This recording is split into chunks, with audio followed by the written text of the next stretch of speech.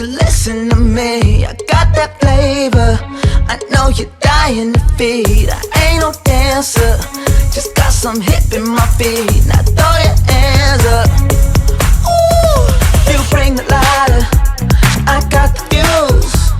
You make a fire, I'll add the fuel. Follow my lady, just watch your shoes. Gotta turn the heat up to get this cool. Who you know who looking like this for real? Who you know who looking like this? Who you know who looking like this for real? Who you know who looking like this? Who you know who looking like this for real? Who you know who looking like this? Who you know who looking like this for real? Who you know who looking like this?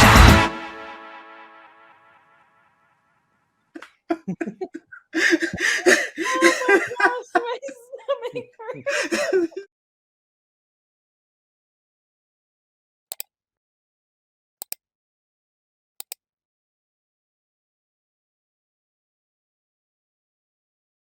Boys and girls, ladies and gents, welcome to another episode of Clutch Conversations. It's your boy Mike. We back at you with a special episode of Clutch Conversations. We are here with Emma Locke, aka Emzotic, aka Emzotic Official. Got a chance to meet Em back at Animal Con this past October. It was a blast. Definitely connected with her and said, hey, we got to get something on the book. So we're able to squeeze something in. And so really excited, really happy. Really stoked about bringing you this interview. So without further ado, let's get to the show. What's up, everyone? We're sitting here with Emma Locke from Emzotic. How's it going, Em? I'm really good, Mike. How are you? I am doing great. Had a wonderful day. Been having a wonderful week, so can't complain. Fantastic. I love to hear it. So you've been pretty busy this week? Yes, I have just come off of a 5-week run of either traveling out of state or being at weddings. So this is my very first week where I'm back at work with my animals and just decompressing, which feels so good. Yeah, I was just about to say that. I know that feels really good. It really does. My social battery is very, very minimal. So being able now just to be home and surround myself with reptiles and just recharge my batteries is brilliant. Nice. Yeah, I feel the same way.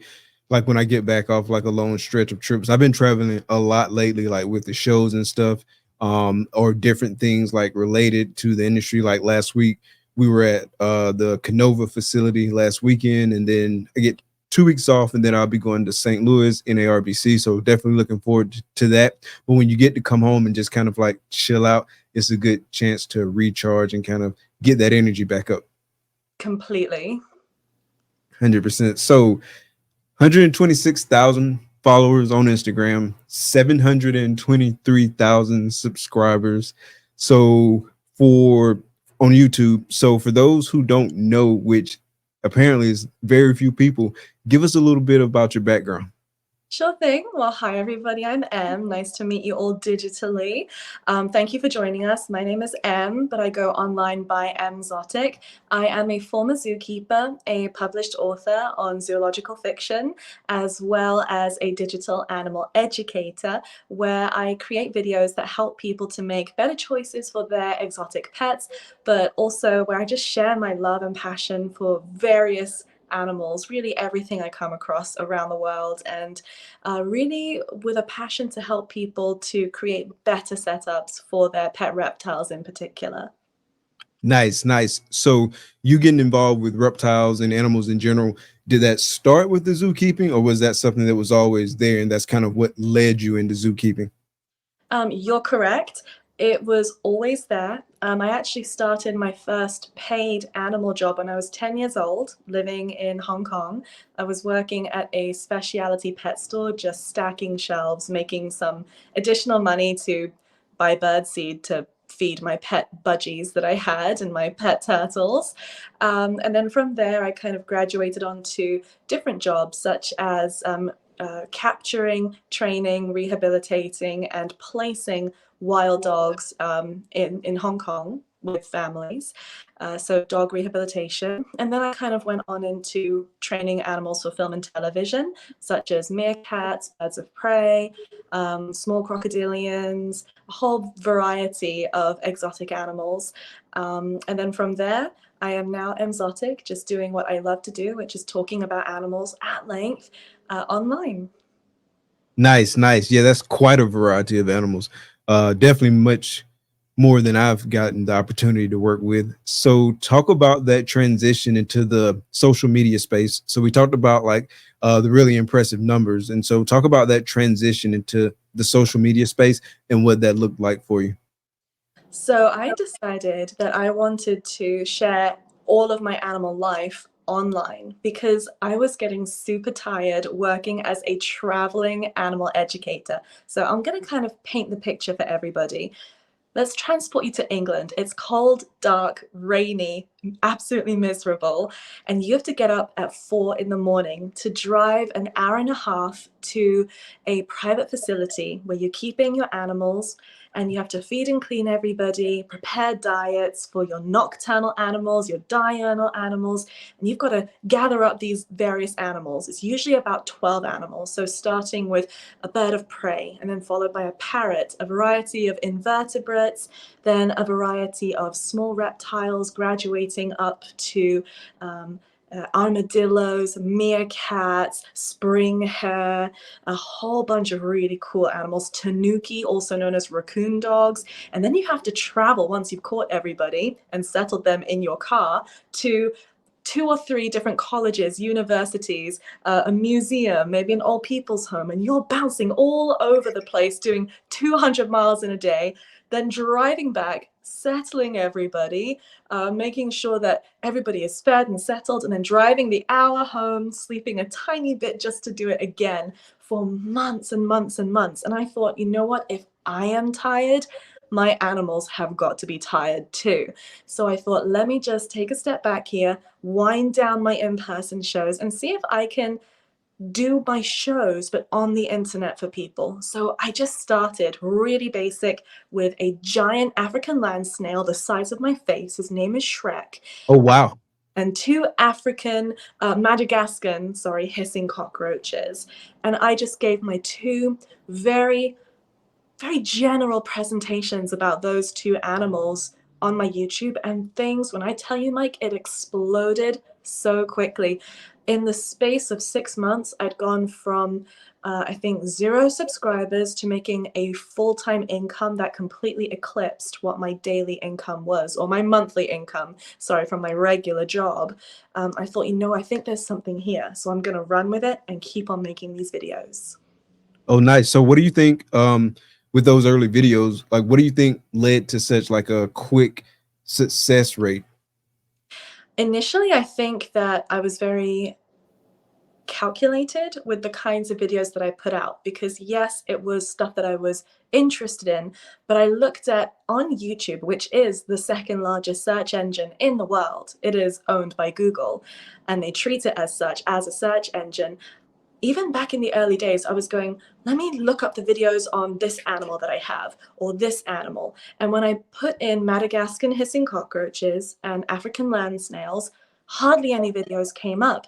So I said, all right, here's my breakout niche. If anybody goes on YouTube and looks up these 2 animals, I want to be the first face that they see, because I love these creatures. And I think that strategy really worked initially, and people were just very... they felt very welcome, because the way that I explain things is not super technical, it's not super scientific, which I do respect, but it's very easy to consume whether you are a child or an adult. Yeah, that makes perfect sense. It like explaining it in a easily consumable way, like just makes people stick around because they don't feel like it's going over their head and you're not losing them, right? And so you got them, and then they felt like they learned something. And I think tons of people watch content to learn something. And so if it's easy for them to learn, then it makes sense that they would stick with it, and kind of they're naturally drawn to it because it works for them.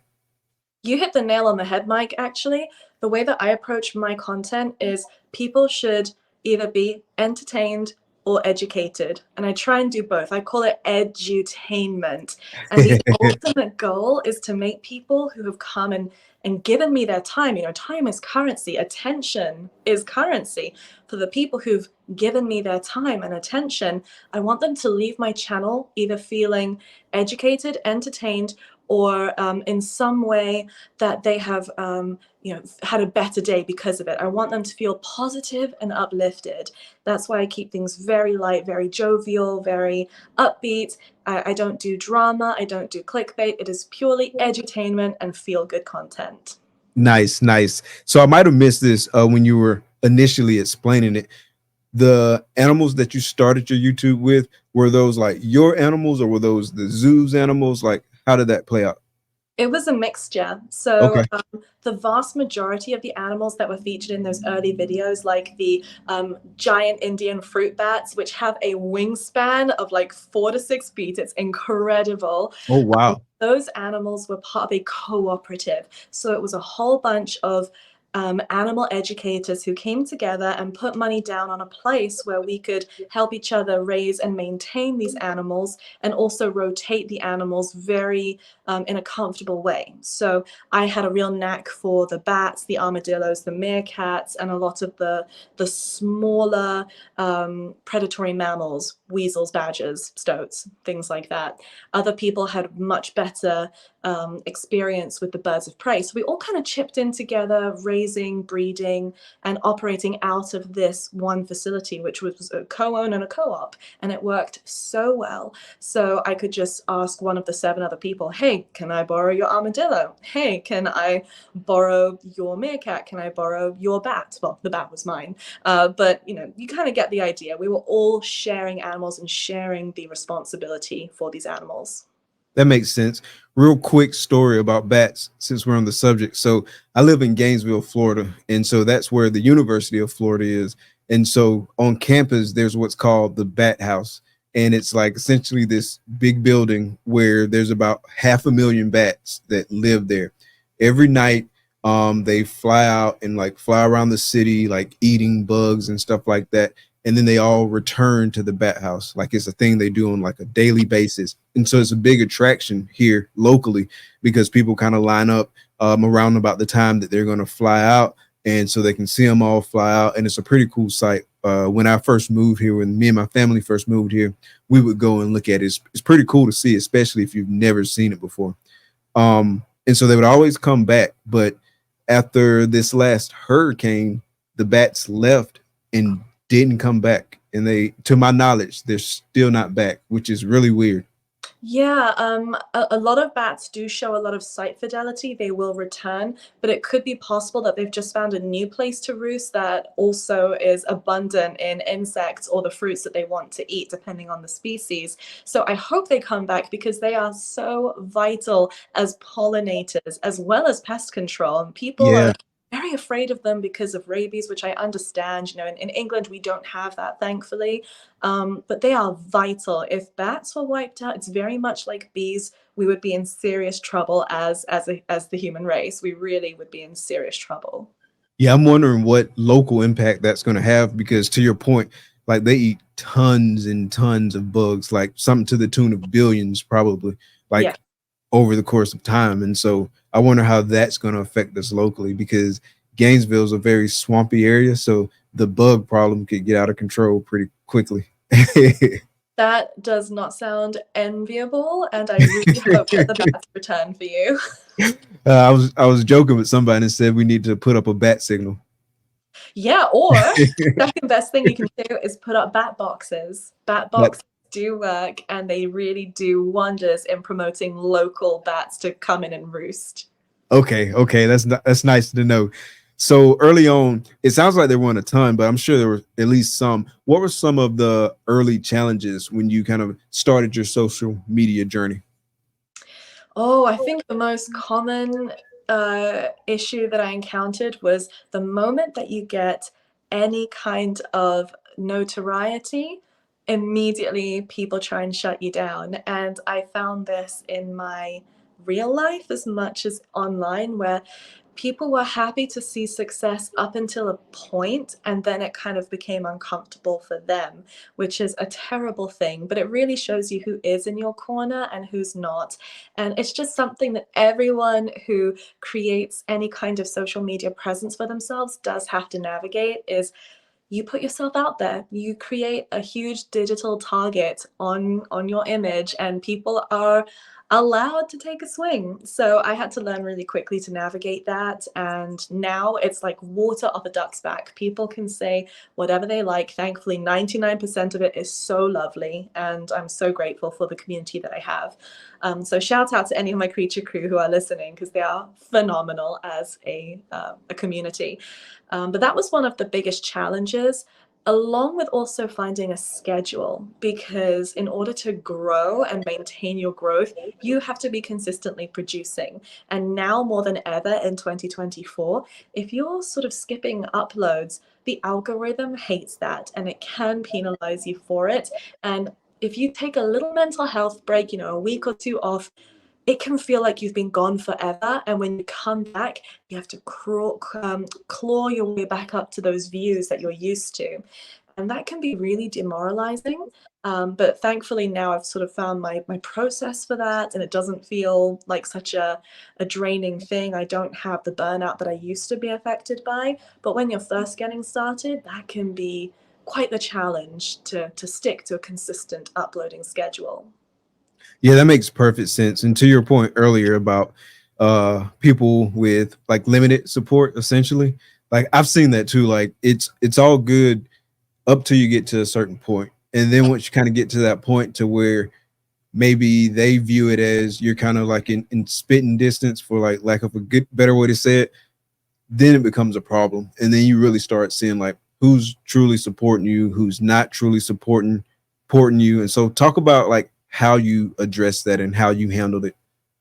So I was very quick to realize that if people are doing this in real life, saying you're not going to get anywhere with this, or who do you think you are, which did happen more than I have ever shared. I think I'm telling you this for the first time. I haven't shared it on any podcast or anywhere.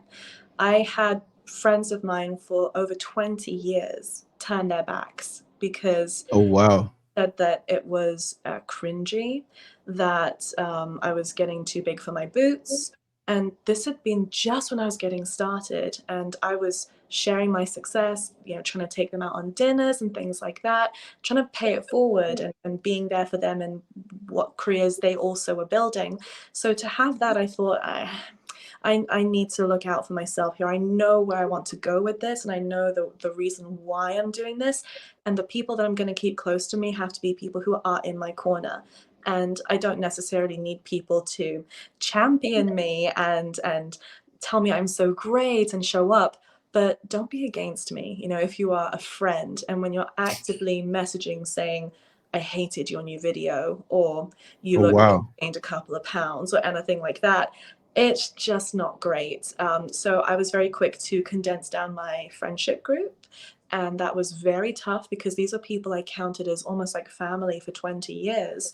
But since then, I realized when some of them got in contact quite recently, I have progressed in my life. And this is not a dig at people who were rude to me or mean in the past, but they've stayed the same. And what I've learned is that you will never get criticism from somebody who is achieving things. People, like, I'm very much that kind of person. I want to see everybody win. And it hasn't always been that way. I've had my moments of toxicity in the past and being in the wrong crowds. But I've arrived at a place now where if people are doing well, if you're surpassing me, great. I want everyone to win. I want everyone to be working together for the betterment of private animal keeping and pet standards. That's a wonderful thing.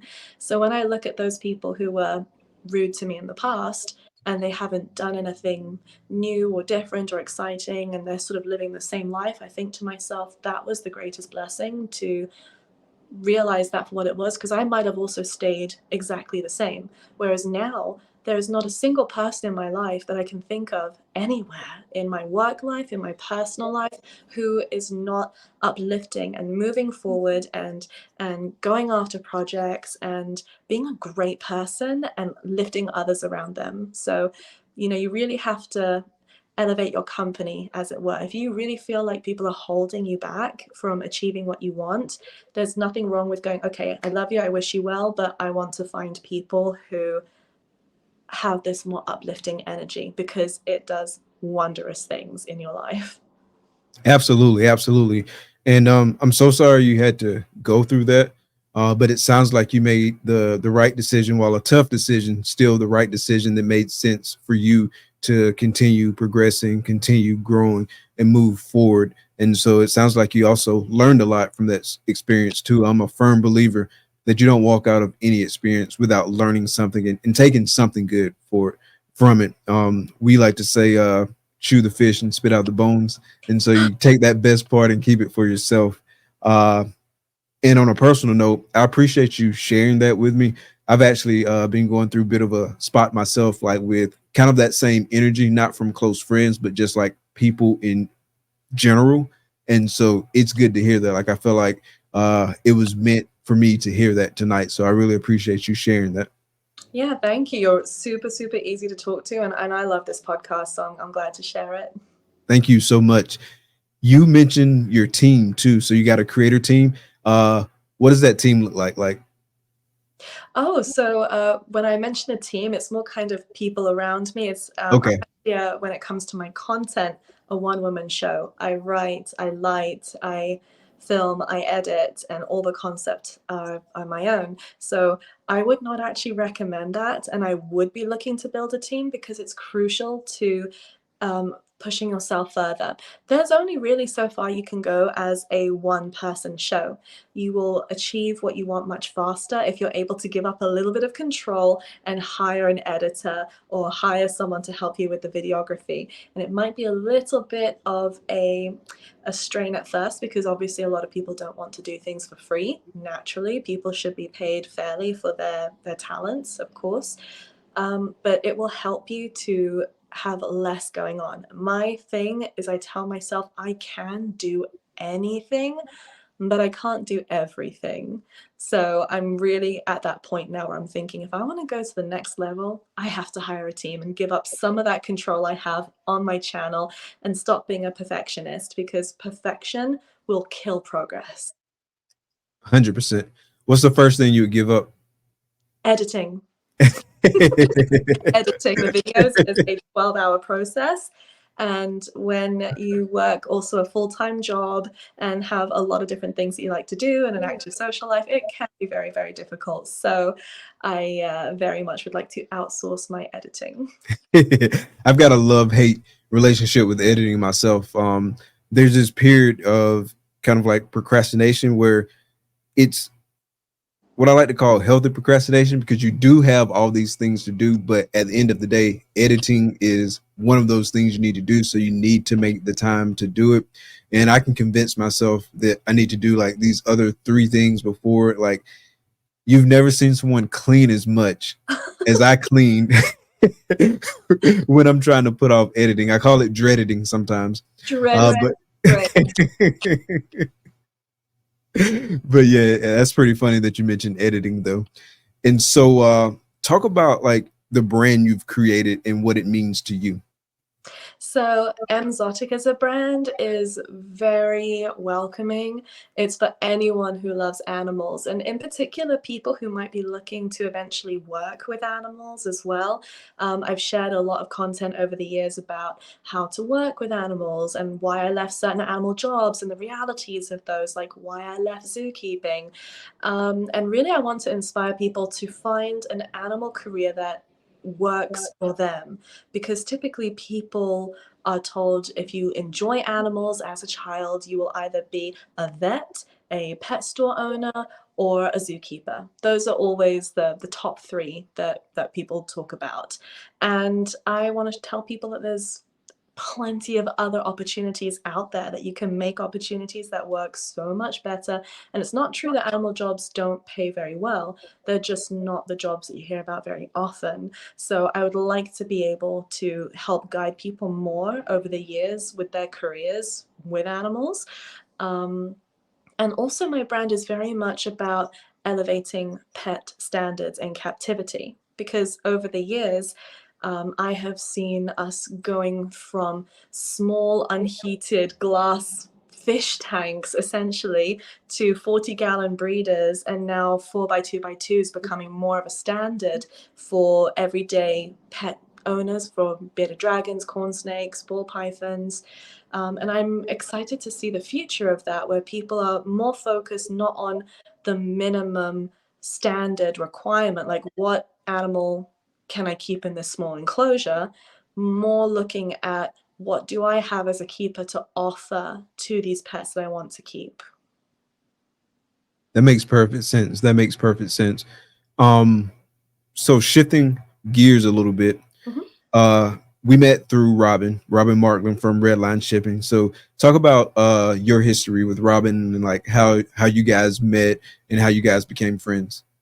So Robin is one of these amazing guys who is always innovating. And I didn't know Robin before I knew of Redline Science. And then, of course, Redline Shipping. And I'd heard of these various companies. And I thought, that's really cool. I can see what they're doing on their social media. And you know, game kind of recognizes game. I see what he's doing with his socials and with his marketing. And I just thought, that is amazing. Then we met for the first time a few years ago at NARBC Tinley, and he's just the nicest, warmest guy. At the time, I was actually living in Colorado, which is where he also lives, and so we kind of bonded over that. And since then, we've just kind of stayed in touch, and I've been so touched by the fact that he will go out of his way to create marketing opportunities for other brands within the reptile space, just like his bag patches. Oh my gosh, what a great marketing tactic. And just a great way to get more creativity in the space and to support small businesses within herpetoculture. He's just a powerhouse of ideas and follow through, and I really respect that. Yep. I've definitely experienced all that. He's looked out for me countless times, and it's been super cool. And so I'm definitely very fortunate to have met him, and definitely someone I call a friend, and I look forward to talking to and continuing the friendship for many years to come. Now let's go over to Animal Con and kind of your involvement in Animal Con. I know you were super busy at Animal Con. It seems like you were on like several panels. So how long have you been doing Animal Con, and kind of did your engagement or kind of responsibilities increase over the years, or how did that work out for you? So I have been going to Animal Con for the past 3 years. Okay. And the very first year, Brian Barchak, you know, rest his soul, reached out to me and just said, I am putting this together. I really believe in it. Would you come and head a couple of panels for me? Because I really need someone who is okay with public speaking. I said, absolutely, I'd love to be there. So I think the first year I had something like 5 panels over the 3 days. And then the next year, I think that jumped to something like 10 panels. So we sort of doubled my panels. And this year, I think it was 15 or 17. I lost count. It was quite a few panels. It was back to back. And I just love it because when you're at Animal Con, these various panels, you can either be a guest, so you're listening, you can be a panelist, so you're answering questions, or you can be a moderator who creates the questions and asks the panelists. And I love to moderate because you kind of get to read the room. It's almost like a game to me. I like to read the room and see, are people having a good time? Are people zoning out? Are people leaving? How can I get people feeling like they're getting real value for from the questions and answers that I'm asking and that the panel are providing?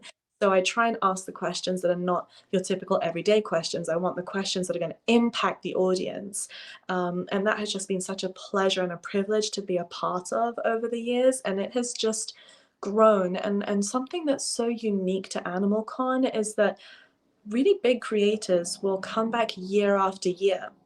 Now, you're not, as a big creator, often making a ton of money by going to AnimalCon. Most people fly themselves there, and they're there like charitably, essentially, because they believe in AnimalCon, which they should. It's a great event and so positive, like profoundly positive for an animal event.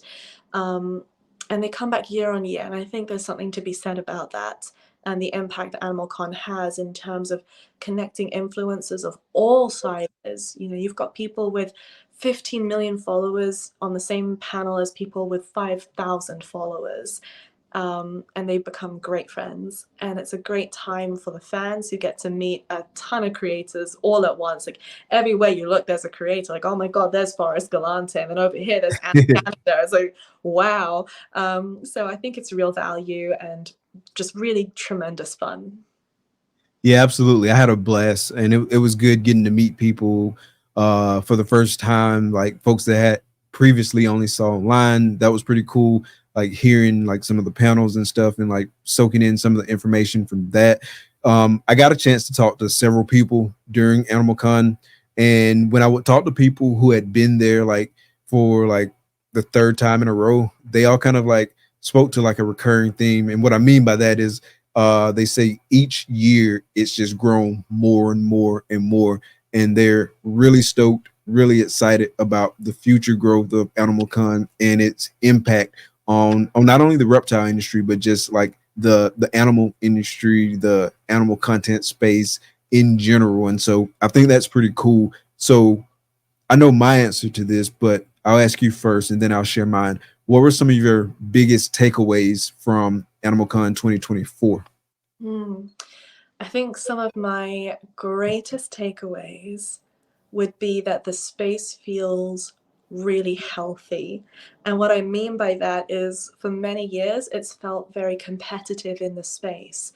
Like there can only be one big personality who, herps out in the wild. There can only be one really trendy female animal influencer, for example. Now it feels like it's more of a collaborative. It feels in the space that it's more welcoming, and that reflects in the kind of energy that you get at AnimalCon. And in the past, it's always been a positive event, but every year, I'm not even exaggerating, the smiles get bigger, the atmosphere is warmer, and you see these creators coming back and sharing more of their insights and more of their personality in a way that you can't get just from watching their content. You get the real person at the after parties, the real person when they're walking around and signing or taking pictures. And I think it just kind of makes the space feel a lot more unified. That makes perfect sense. One of my biggest takeaways from Animal Con, and this was my first year attending it, but one of my biggest takeaways from it was the amount of kids that were there, and they were so business and goal oriented. Like I got the chance to sit down with a couple of kids, either officially, like actually do an interview, or just kind of talk to them as they were walking by. And just to hear some of those kids talking and just like how mature they were from like a mindset of this is what I want to do, this is how I'm going to do it, I've got such and such set up already, this is my social media platform, follow me here. Like that was so fun to me, and like just I feel like it says so much for the future of this industry. It really does. That is such a great observation that you made. And you're right, especially on the Sunday, which is the family day, you can really see that the kids who are attending, even if it's their first time, are really coming out of their shells and speaking to the people that they idolize and want to emulate in some way. And you are right. There's more kids than ever. And now that you've jogged my memory, that came to the panels that were about industry and monetization and SEO. And I do recall having a moment of, this kid is taking notes. They have a pen and paper and they're taking like hard copy notes whilst live streaming on their phone. That is absolutely amazing. And I think it's great that now an animal career as an animal personality is so obtainable and achievable, and it doesn't really cost anything. If you have a cell phone, you're good to go. Absolutely, absolutely. So a couple quick wrap up questions for you. So I'll start with this, like long-term goals for Emzotic. You've probably touched on some of this, but let's talk like 10, 15 years down the road. Where do you want to be? I know where I will be. Nice. I love that response. Thank you. Yeah, we don't have dreams, we have goals. Nice.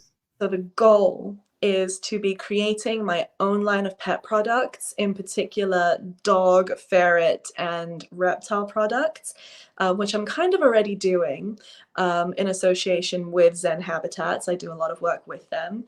But I would like to have my own line of products which help to fund more domestic violence shelters for people escaping domestic violence with pets, because right now only 19% of domestic violence shelters in the USA are pet friendly.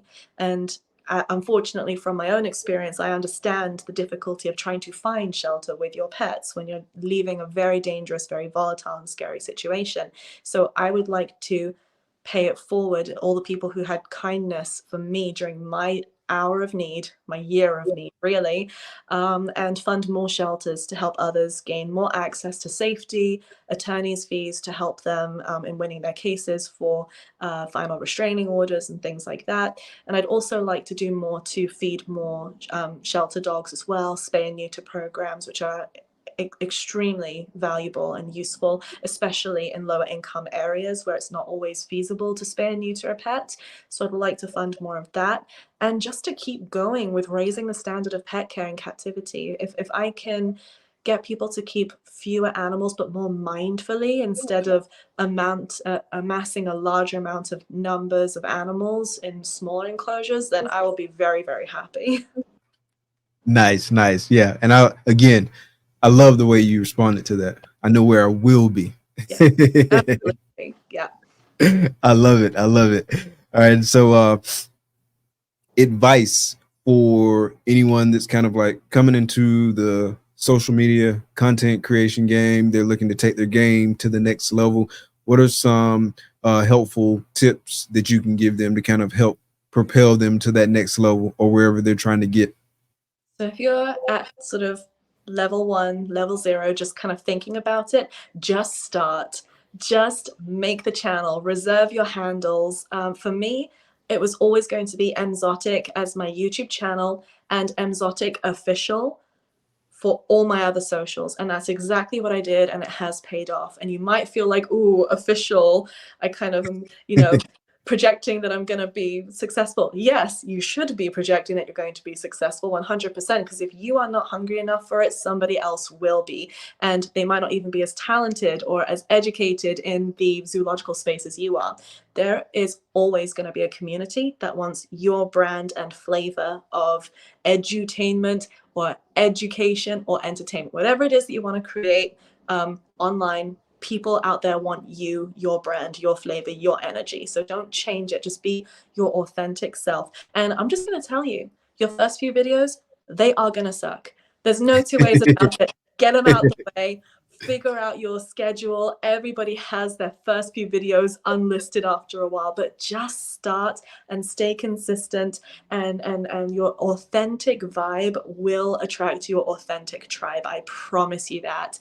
And then for those who are kind of already in the swing of things, the greatest advice I can give you is to remember that YouTube and various platforms now, including Instagram, are operating more as a search engine and utilizing AI and smart search to help people find the content that they really like. So with your short form content, which you should be bashing out at least 3-4 times a week in terms of reels and posts, you want to get really smart and make sure you have a hook. That's the something that gets people to watch you immediately. A hook could be something like, you are this and this is why you need to watch this video, or 5 things I wish I knew before this. It's the hook. Oh, I'm gonna get some value here, and then leave people wanting more.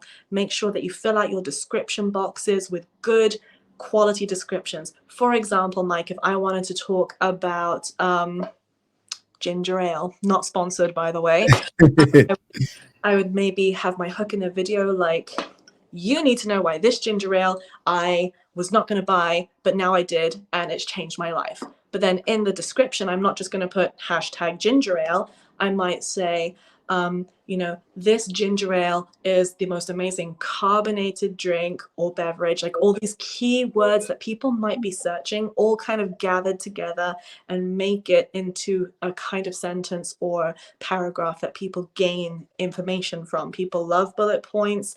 They love to be led somewhere. Lead them to your comment section. Pin a top comment, respond to your comments, especially in the first 24 hours. That is all engagement, and still utilize stories. Stories are great at showing people the truth of who you are behind the scenes and really nurturing your audience. So your reels, your short form gets new people in. It's great for discoverability. Your stories keep people coming back and seeing what you're up to day to day.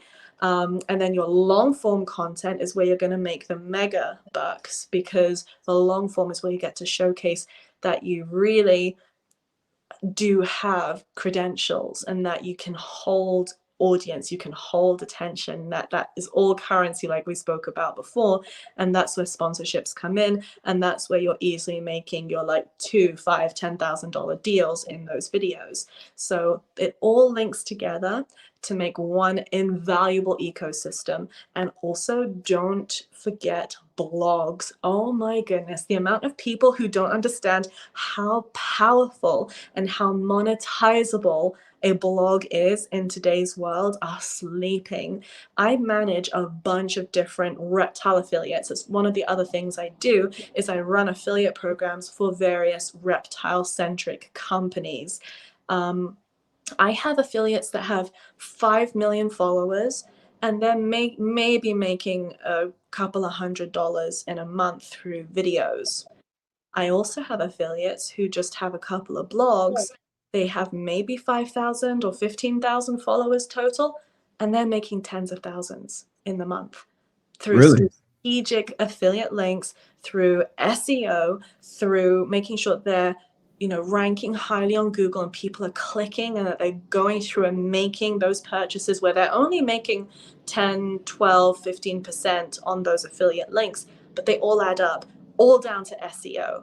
So numbers count for very little. You can make a full-time living if you do invest in quality content. Quality is king when it comes to content, both in long form and in short form and in blog posts. Nice. And so going back to the blog posts and the SEO and having the affiliate links and all of that, like, where would you suggest someone go learn about that? Like, what's the best place for them to go learn about that and kind of do a deep dive? So look around your home. If you are a reptile keeper, chances are you already have products that have affiliate programs. So you can look around and see if there are enclosure companies. For example, I'll just use Zen Habitats because, disclosure, I do work as their director of partnerships. Let's say you have a bunch of reptile enclosures by Zen Habitats.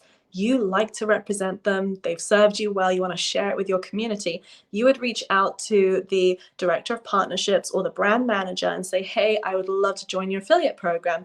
I would say, great, let me check your socials, see that they're active, that there's nothing there that would not make us proud as a company.